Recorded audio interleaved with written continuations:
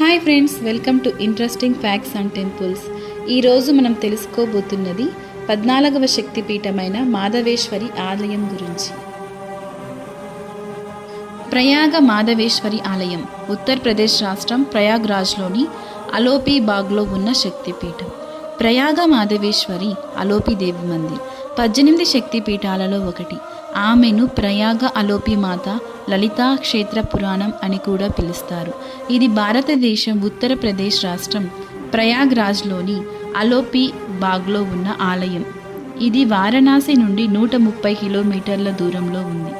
వారణాసి నుండి ప్రయాగ అలహాబాద్ లేదా ప్రయాగ అలహాబాద్ నుండి వారణాసికి ప్రయాణించడానికి చాలా బస్సులు, టాక్సీలు అందుబాటులో ఉన్నాయి. అలహాబాద్ చాలా పెద్ద రైల్వే కూడలి. ఇది అలోపి ఆలయానికి 6 కిలోమీటర్ల దూరంలో గంగా, యమున, సరస్వతి నదులు కలిసే పవిత్ర సంగమం లేదా సంగమానికి సమీపంలో ఉంది.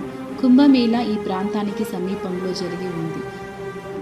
మరాఠా యోధుడు శ్రీనాథ్ మహాద్జీ సిండే 1771 నుండి 1772లో ప్రయాగ్రాజ్లో ఉన్న సమయంలో కొన్ని చారిత్రక ఆధారాల ప్రకారం సంగం స్థలాన్ని అభివృద్ధి చేశాడు.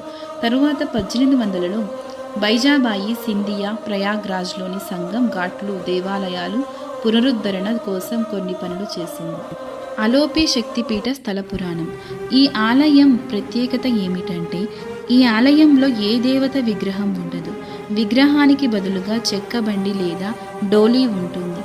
దానినే భక్తులు దేవతగా భావించి భక్తితో పూజిస్తారు. అలోపి అదృశ్యమైన అనే మూలం శివుడు భార్య సతీ మరణం తర్వాత దుఃఖంలో ఉన్న శివుడు ఆమె మృతదేహంతో ఆకాశంలో గమ్యం లేకుండా తిరిగాడనే విశ్వాసం హిందూ పురాణాల ప్రకారం ఆధారంగా ఉంది. విష్ణువు అతనిని ఈ వేదన నుండి విముక్తి చేయడానికి సతీదేవి శవానికి తన చక్రాన్ని విసురుతాడు. దాని ఫలితంగా సతీదేవి శరీర భాగాలు విచ్ఛిన్నమై పూర్వపు భారతదేశంలోని వివిధ ప్రదేశాలలో అవశేష శరీర వివిధ భాగాలు పడతాయి.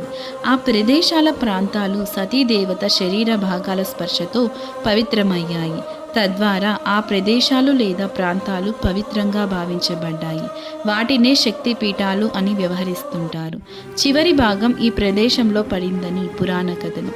తద్వారా అలోపి అని పేరు పెట్టారు. అదృశ్యమైంది.